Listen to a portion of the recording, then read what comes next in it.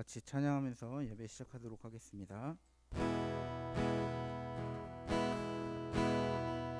내 맘의 눈을 여소서, 내 맘의 눈을 열어 주 보게 하소서, 주 보게 하소서. 내 맘의 눈을 여소서, 내 맘의 눈을 열어 주 보게 하소서, 주 보게 하소서. 주 이름 높이 들리고 영광의 빛 비춰주시며 권능 넘치길 보기 원하네. 거룩 거룩 거룩. 내 맘의 눈을 여소서, 내 맘의 눈을 열어 주 보게 하소서, 주 보게 하소서. 내 맘의 눈을 여소서, 내 맘의 눈을 열어 주 보게 하소서, 주 보게 하소서. 주 이름 높이 들리고 영광의 빛 비춰주시며 권능 넘치길 보기 원하네. 거룩 거룩 거룩. 주 이름 높이 들리고 영광의 빛 비춰주시며 권능 넘치길 보기 원하네. 거룩 거룩 거룩. 거룩 거룩 거룩. 거룩 거룩 거룩. 거룩 거룩 거룩. 주 보게 하소서. 거룩 거룩 거룩. 거룩 거룩 거룩. 거룩 거룩 거룩. 주 보게 하소서. 거룩 거룩. 거룩 거룩 거룩. 거룩 거룩 거룩. 거룩 거룩 거룩. 주 보게 하소서. 거룩 거룩 거룩. 거룩 거룩 거룩. 거룩 거룩 거룩. 주 보게 하소서. 주 이름 높이 들리고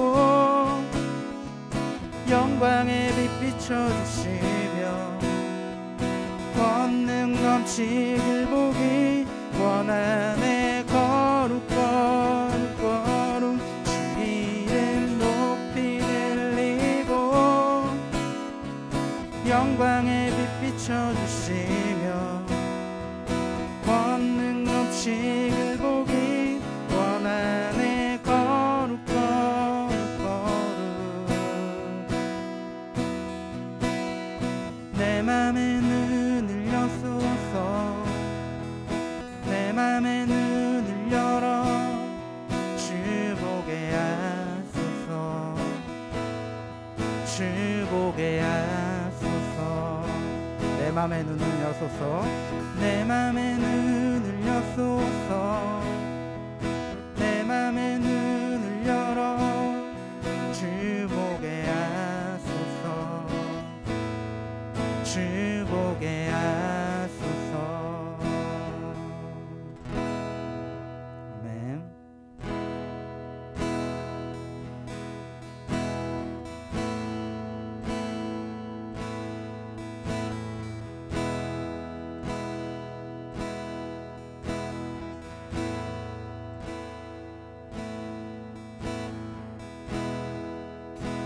혼자서만 세상을 사는 듯이 주가 멀어 보이기만 할 때 우리는 바라보아야 하네. 우리에게 오셨던 그 주님을.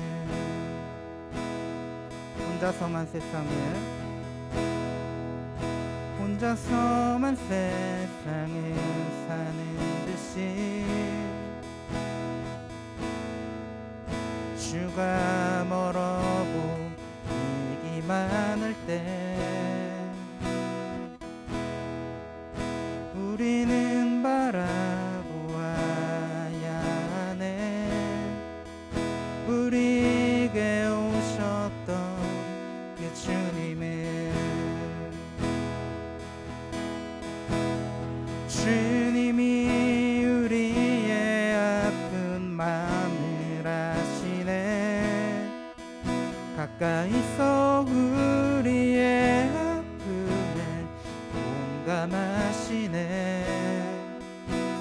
우리 가운데 찾아오셨던 그 주님이 우리의 모든 상황에 공감하시네.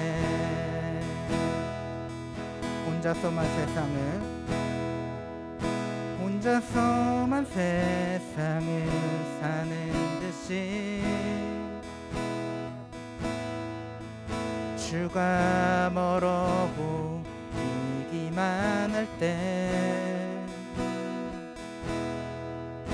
우리는 바라보아야 하네. 우리에게 오셨던 그 주님을. 주님이 우리의 아픈 마음을 아시네. 가까이서 우리의 아픔에 공감하시네.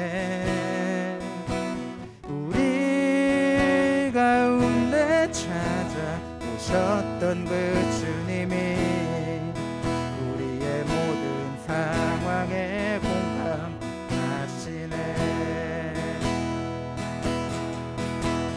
주님이 우리의 아픈 마음을 아시네. 가까이서 우리의 아픔에 공감하시네. 우리 가운데 찾아오셨던 그 주님이 우리의 모든 상황에 공감하시네. 주님이 우리의 아픈 마음을 아시네. 가까이서 우리의 아픔에 공감하시네. 우리 가운데 찾아오셨던 그 주님이 우리의 모든 상황에 공감하시네.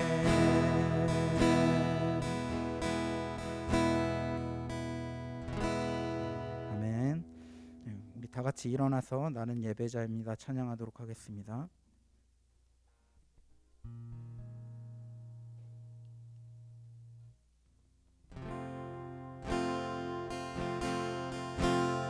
나는 하나님을 예배하는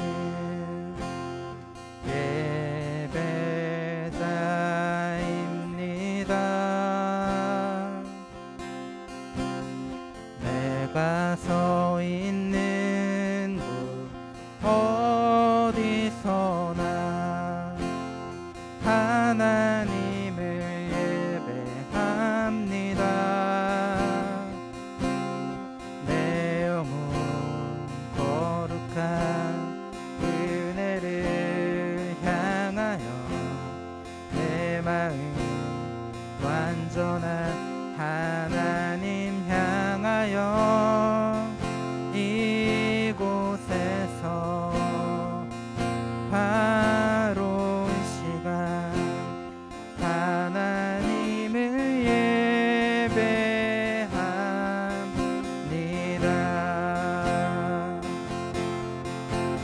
내 평생에 단 한 가지 소원, 주의 아름다우신 보며 사랑 노래하는 것, 나의 왕 되신 주님의 얼굴 구하며 그 사랑 안에 머물러 사랑 노래합니다.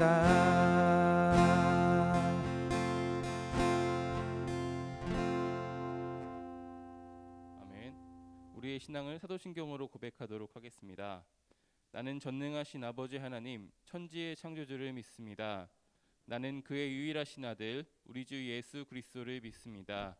그는 성령으로 잉태되어 동정녀 마리아에게서 나시고 본디오 빌라도에게 고난을 받아 십자가에 못 박혀 죽으시고 장사된 지 4일 만에 죽은 자 가운데서 다시 살아나셨으며 하늘에 오르시어 전능하신 아버지 하나님 우편에 앉아 계시다가 거기로부터 살아있는 자와 죽은 자를 심판하러 오십니다.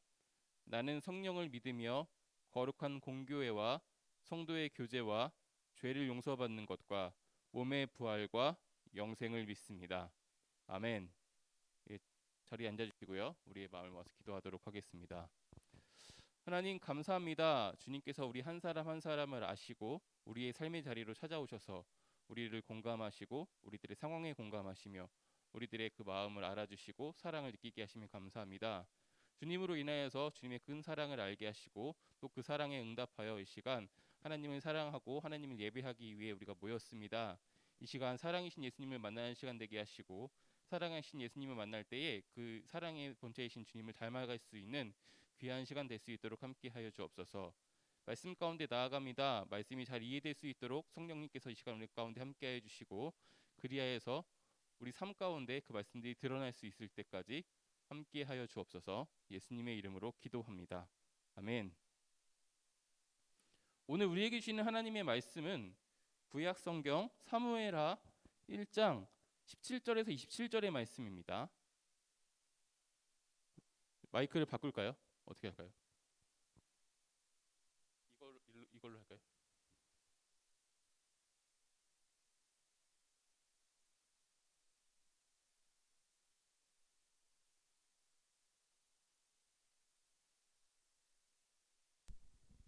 하나 둘 셋 넷. 예.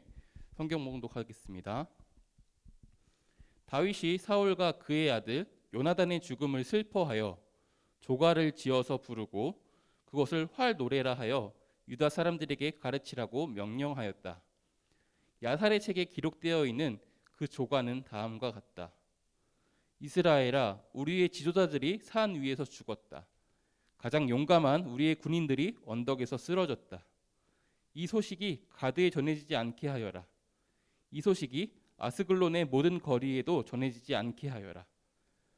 블레셋 사람의 딸들아, 듣고서 기뻐할라. 딸들이 듣고서 기뻐할라. 저 할례받지 못한 자들의 딸들이 환호성을 올릴라.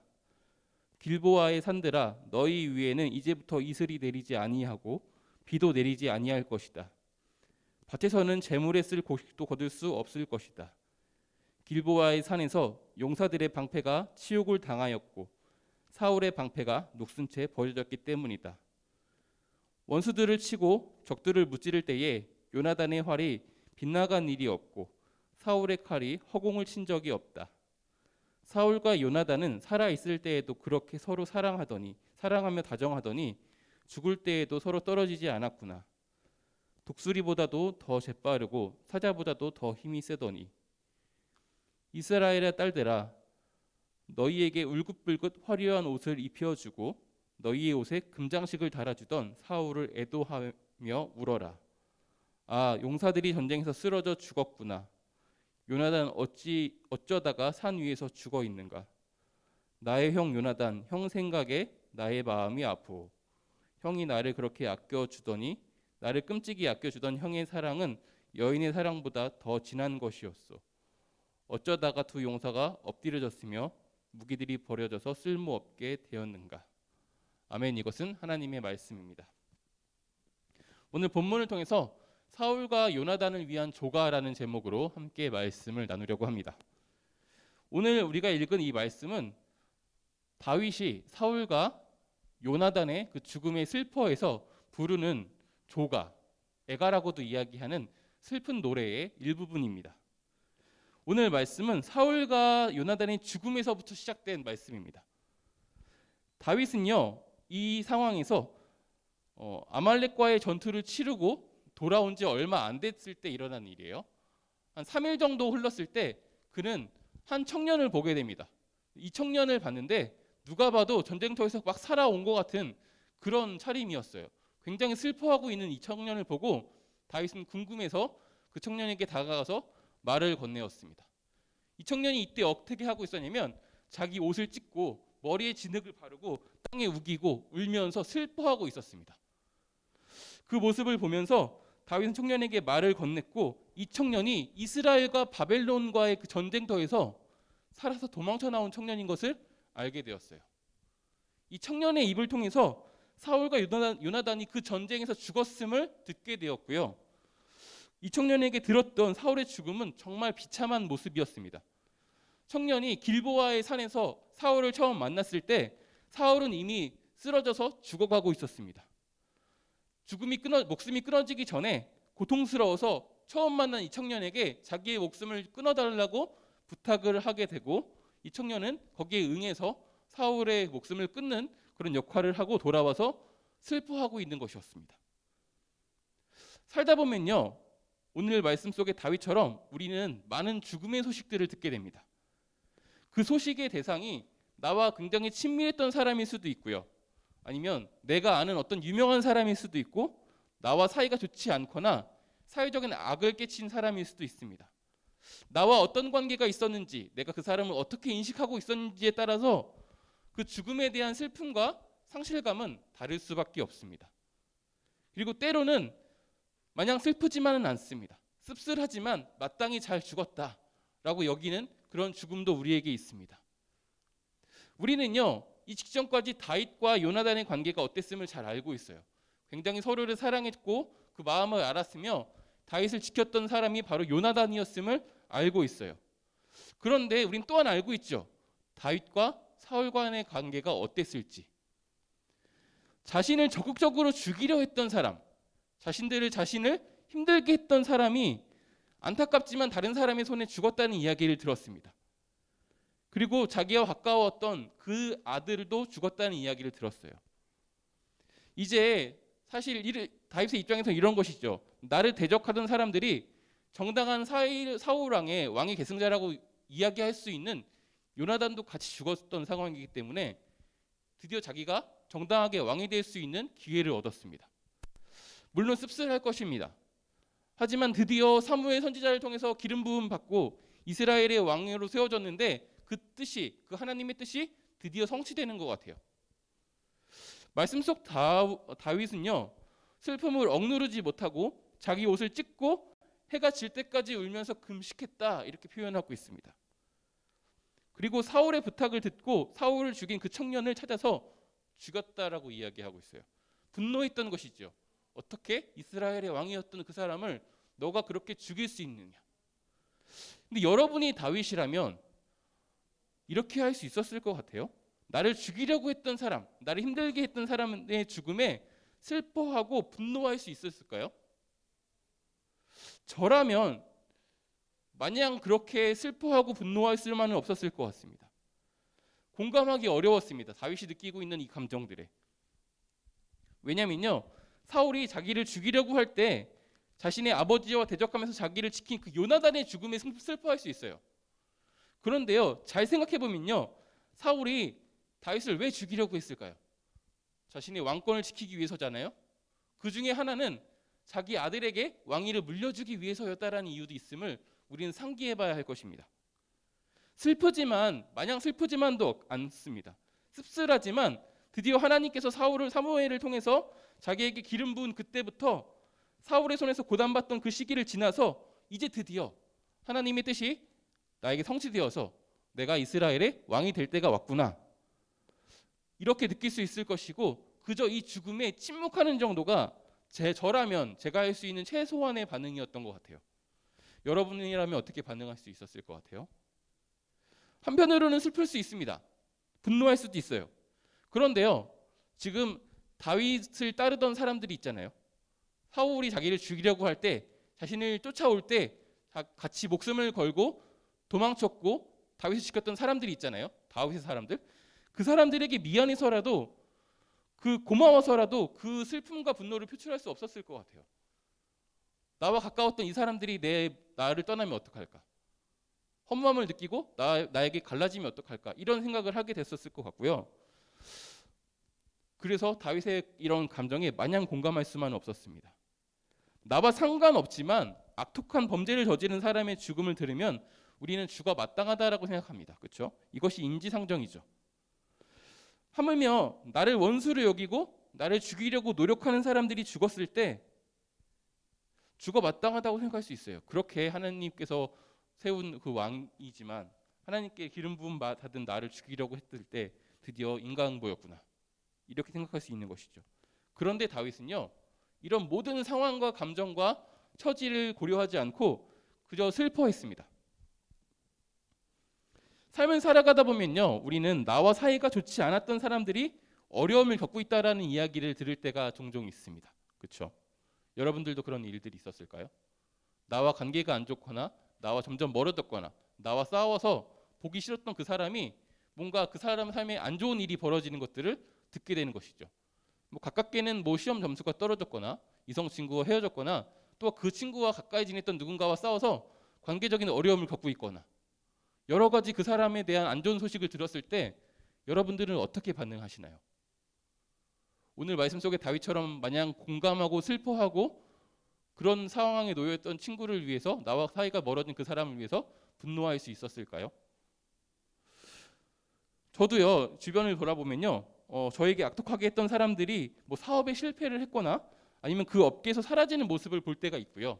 이런 이야기를 하는 사람들의 이야기를 들을 때도 있습니다. 이것이 남의 이야기가 아니고 바로 저와 여러분들의 이야기라는 것입니다. 다윗은요, 사울과 요나단의 죽음에 슬퍼하고 분노한 것을 넘어서 오늘 말씀에서는요, 그들을 기억하기 위해서 조과를 만들어서 불렀고 모든 사람이 기억할 수 있도록 부르라고 명령했습니다. 그래서 사울과 요나단이 이 민족에서 잊혀지지 않도록 그렇게 한 것입니다. 이 조과의 내용을 살펴보면요, 사울과 요나단에 대한 다윗의 마음을 잘 알 수 있어요. 사실 우리가 읽은 이 말씀은요, 조과의 일부분입니다. 오늘 말씀 속에 있는 이 기록되어 있다라고 이야기하는 활노래, 그리고 이것은 야살의 책에 기록되어 있다고 하는데요. 이것은 우리가 잘 알고 있는 야사, 정사가 아닌 다른 사람들이 역사적인 기록을 남긴 그런 책이고요. 안타깝게도 이 책은 우리가 확인할 수가 없습니다. 그래서 다윗이 노래 불렀던 이 활노래를 우리는 전문을 알 수는 없지만 성경에 나와 있는 이 일부분을 통해서 어떤 마음을 가지고 있었는지 유추해 볼 수가 있어요. 어떻게 묘사하고 있냐면요, 우리의 지도자들, 가장 용감한 우리의 군인, 용사들의 방패, 원수들을 치고 적들을 무찌른 자, 서로 사랑하고 다정했던 부자, 붉고 화려하고 금장식을 달아줄 만큼 우리를 풍족하게 했던 자, 용사, 나의 형, 나를 아껴주었던 자, 나를 사랑했던 자, 이렇게 묘사하고 있습니다. 그 어디에서도 분노와 어떤 슬픔과 억울함이 남겨있지 않습니다. 나머지는 듣자마자 다 이해했을 테니까 잘 이해 안 될 수도 있는 한 가지만 이야기하고 넘어가면, 용사들의 방패라는 묘사는요, 최후의 보루, 이런 의미를 갖고 있습니다. 우리를 지키고 있던 최후의 보루가 사라졌구나. 사울과 요나단을 이스라엘이 지키는 최후의 보루로 생각했던 것이죠. 다윗의 묘사 속의 사울과 요나단은 다윗을 죽이려고 했던 악독한 왕도 아니었고요, 원수도 아니었고 하나님의 뜻을 거스르는 그런 사람도 아니었습니다. 오히려 이 사울과 요나단의 죽음이 원수 블레셋에게 기쁨의 소식이 될까, 그들의 승전가에 어떤 요깃거리가 될까봐 염려하고 그들이 듣지 못하게 하고 싶었던 그런 마음 또한 잘 담겨 있습니다. 하나님이 세우신 이스라엘의 지도자이자 왕, 그리고 군사, 이것이 다윗이 묘사했던 사울의 모습이었고요. 그 사울과 사랑하고 다정했으며 화를 잘 쓰고 자기를 아껴주고 사랑했던 사람이 바로 요나단이었습니다. 다윗이 어떻게 이렇게 할 수 있었을까를 곰곰이 묵상을 해봤습니다. 다윗이 조과를 만들 수 있었던 것은요, 신앙인으로서의 관점을 가지고 있었기 때문이라고 저는 생각을 하게 되었습니다. 일반적으로 사람이라면 자기중심적으로 생각할 수밖에 없습니다. 나에게 유익이 되는 것, 나에게 피해가 되는 것, 손해가 되는 것을 잘 계산해보고 유익이 되는 것들을 선택하는 것이 지혜로운 삶입니다. 그리고 조금 더 성장하면 나 혼자만이 아니라 내가 속해 있는 그 집단의 이익을 대변하기 시작합니다. 그리고 좀 더 성숙해지면, 사회화가 되면 성숙해질수록 내가 아닌 타자를 고려하게 돼요. 배려하게 되고 더 나아가서 우리 전체가 살고 있는 환경을 고려하게 됩니다. 이렇게 점점 성숙해지고 사회화될수록 우리는 딜레마라는 것이 생깁니다. 나의 이익과 전체의 이익 중에 어떤 것을 선택하는 것이 옳은 것인가? 이 두 가지 기준이 생기는 것이죠. 그런데 신앙인에게는요, 고민해야 할 기준이 한 가지 더 있게 되어집니다. 바로 하나님의 뜻이 무엇인지를 함께 고민해야 되는 것이죠. 나의 이익과 상대의 이익 사이에서 어떻게 하면 전체의 이익도 해치지 않으면서 나의 이익도 가지고 갈 수 있을지를 고민하는 것도 굉장히 머리가 아픈데요. 거기에 한 가지 더, 어떻게 하면 이 모든 것들이 하나님의 뜻 안에서 이루어지게 할 수 있을 것인가? 그러므로 여러분들은 그리스도인답게 살기 위해서 굉장히 똑똑해야 합니다. 머리를 끊임없이 써야 되고요. 진짜 머리가 아프게 살아가야 될지도 모르겠습니다. 그래서 보통은요, 딜레마를 가지고 살아가는데요, 신앙인에게는 레마가 3개, 트릴레마를 가지고 살아가게 되는 것이죠. 여러분에게도 이런 트릴레마가 있나요? 없다면 내가 잃어버진 한 가지 레마를 다시금 찾아올 수 있는 그런 성숙한 신앙인이 되었으면 좋겠습니다. 다윗은 이것이 있었습니다. 그래서 하나님의 뜻을 잘 알고 있었고 그것을 믿고 따를 수 있었습니다. 그래서 사울이 왕이 되고 심지어 자기를 해치려고 할 때도 그 모든 상황 속에서 하나님을 믿었던 것이죠. 그리고 하나님의 권위를 인정함으로 이스라엘의 지도자로서의 사울의 권위도 인정했습니다. 마땅히 사울을 사랑할 수 없을 것 같은 그 상황에서도 다윗은 하나님의 그 권위를 인정함으로, 하나님을 믿음으로 그를 사랑할 수 있었던 것이죠. 살다 보면 우리가 그럴 때 있어요. 소외된 사람들을 돕기 위해서 열을 내고 여러분들이 시간을 내고 에너지를 쓸 때가 있습니다. 그런데 이 사람들이 고마워할 줄 모르고 오히려 나에게 나쁜 말을 하기도 하고 상처되는 말을 하기도 하고 힘들게 하기도 합니다. 그럴 때 우리가 어떻게 그 사람들을 사랑할 수 있겠습니까? 사람이라면 사랑한다고 이야기하는 것은 사실 자기를 기만하는 것일지 모르겠어요. 나는 저 사람들을 사랑하는 사람이야 라고 스스로를 속이는 사람이 아니고서는 도저히 그럴 수 없죠. 그런데요, 신앙인으로서 하나님의 관점으로 이것을 바라보면 조금 달라집니다. 우리는 하나님을 사랑하는 것이고 하나님이 사랑하는 그 사람을 섬기는 일이라고 생각한다면 조금 달라져요. 그렇죠? 우리 그런 거 있잖아요. 내가 싫은 것도 내가 사랑하는 사람이 좋아하면 그냥 봐줄 수 있는 거. 그런 마음으로 때때로 그 사람을 사랑할 수 없을 때도 우리는 하나님을 사랑함으로 충분히 섬길 수 있고 공감할 수 있고 사랑할 수 있게 되는 것이죠. 다윗에게는 이런 일들이 있었던 것 같습니다. 그래서 사울의 권위를 인정할 수 있었고 사울을 미워하지 않을 수 있었던 것이죠. 오늘을 살아가는 우리에게 필요한 기준이 바로 하나님의 뜻이라고 생각합니다. 왜냐면요, 우리가 살아가는 시대 속에서는요, 너무나 많은, 너무나 유익한 삶의 기준들이 있어요. 그것으로 성공했다라고 보이는 사람들도 굉장히 많이 있고요. 저걸 따라가면 나도 저만큼 성장할 수 있을 것 같은 그런 선명한 길들이 많이 있습니다.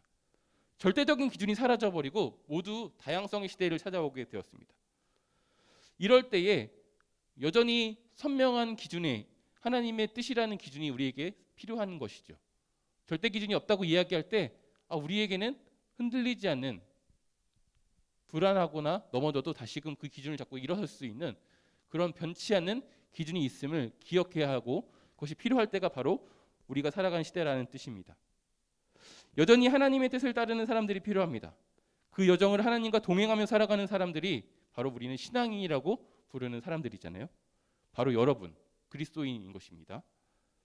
우리를 향한 하나님의 뜻이 구원이라는 믿음이 우리 가운데 있다면 우리는 사망의 음침한 골짜기에서나 원수의 목전에서도 목자를 믿고 목자를 따라가면서 평안할 수 있습니다. 그때 비로소 타인의 슬픔에 공감할 수 있는 여유라는 것이 우리 가운데 생기는 것 같습니다. 그래서 우는 자들과 함께 울고 때때로 울지 못하는 사람들을 위해서 대신 울어주기도 하고 분노할 수 없는 사람들을 위해서 대신 분노해 줄 수도 있어서 이렇게 적극적으로 하나님이 만든 이 세상 가운데 평화를 이루려고 하는 그런 삶의 태도가 생기는 것이죠. 모두 여유가 필요할 때, 여유가 있을 때 이런 것들이 일어난다고 생각합니다. 여러분, 하나님으로 인해서 여러분 삶 가운데, 여러분의 감정 가운데, 생각 가운데 언제나 하나님 나라를 누리면서 여유를 찾을 수 있기를 소망합니다. 그래서 다른 사람들에게로 우리들의 시선이 돌아갈 수 있고 그들의 상황과 그들의 아픔에 공감할 수 있기를 소망합니다. 우리의 삶의 자리에서도 눈물로 또한 거룩한 분노로서 적극적으로 평화를 이루고 화해의 직분을 수행하는 그런 그리스도인으로 사시기를 소망합니다. 그때 비로소 우리는 나에게 악독한 일을 했던 그 사람의 슬픔에도 공감할 수 있고요. 오늘 말씀 속의 다윗처럼 그 사람을 기억하기 위해서 조가를 부를 수 있는 것이죠. 그런 신앙인 되기를 간절히 소망합니다. 기도하도록 하겠습니다. 하나님 감사합니다. 오늘 말씀을 통하여서 그리스도인들이 슬픔을 만났을 때 나와 관계가 안 좋은 그 사람의 그 나쁜 이야기들을 들었을 때 어떻게 반응해야 되는지를 다시금 돌아봅니다. 이 시대 속에서 우리에게 다시 필요한 것이 하나님의 뜻이라는 선명한 기준인 것을 상기합니다. 우리 가운데 흔들리지 않는 기준, 하나님의 말씀, 하나님의 뜻이 세워질 수 있도록 함께하여 주옵소서. 그리하여서 그것으로 말미암아 원수의 목전에서도 사망의 음침한 골짜기에서도 목자로 인하여서 여유를 그리고 평화를 누릴 수 있는 한 사람 한 사람의 신앙인 되게 하시고 그 여유를 통해서 우리 주변의 다른 사람들, 심지어 우리에게 악독한 일을 했던 그 원수까지도 돌아볼 수 있는 그런 사랑의 마음, 하나님의 마음이 우리 가운데 있게 하여 주옵소서.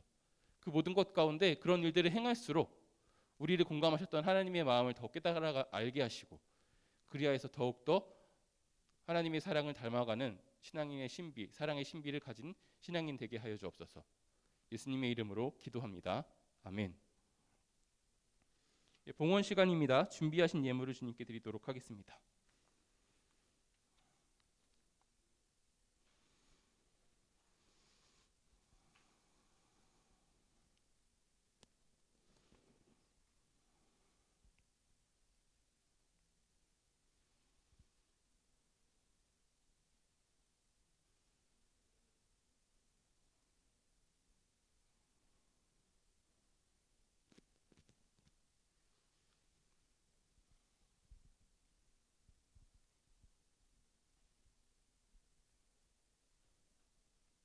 네, 기도하겠습니다. 하나님이 우리에게 주신 재물 중의 일부를 다시 주님께 드립니다. 우리가 드린 예물에 우리들의 마음과 삶을 담아서 신앙을 고백하오니 기뻐 받아 주옵소서. 우리가 드린 예물이 하나님의 나라와 주님의 몸된 교회를 세우는 데 귀하게 쓰이게 하여 주시옵소서. 혹시 빈손으로 나와서 민망하게 여기는 친구들이 있다면 그들에게도 물질을 주셔서 주님 안에서 받침이 쓰며 돕는 기쁨에 동참하게 하여 주옵소서. 예수님의 이름으로 기도합니다. 네, 광고 시간입니다. 네, 오늘 청소년교회 예배 오신 여러분들 환영하고요. 오늘은 빵이 아니라 떡이 준비되어 있습니다. 떡을 좋아하는 사람들이 있을까요? 한 사람 있어요. 네, 떡을 갖고 오셨으니까 드셨으면 좋겠고, 네, 혹시 떡을 싫어하는 친구들은 과자라도 좀 드시면서 네, 그렇게 마음을 달래주시길 바라겠어요. 은우가 어제 생일이었네요. 생일 축하해요. 네. 대입 준비한 친구들이 있습니다. 가끔 기억날 때마다 여러분이 기도할 때마다 이 사람들 이름 기억하시면서 같이 기도해 주셨으면 좋겠습니다. 이상으로 광고를 마치고요. 축도로 오늘의 예배를 마치도록 하겠습니다. 여호와는 내게 복을 주시고 너를 지키시기를 원하며 여호와는 그의 얼굴을 내게 비추사 은혜 베푸시기를 원하며 여호와는 그 얼굴을 내게로 향하여 드사 평강 주시기를 원하노라. 우리 주 예수 그리스도의 은혜와 하나님의 사랑과 성령의 교통하심이 우리와 함께 하시기를 축원하옵나이다. 아멘.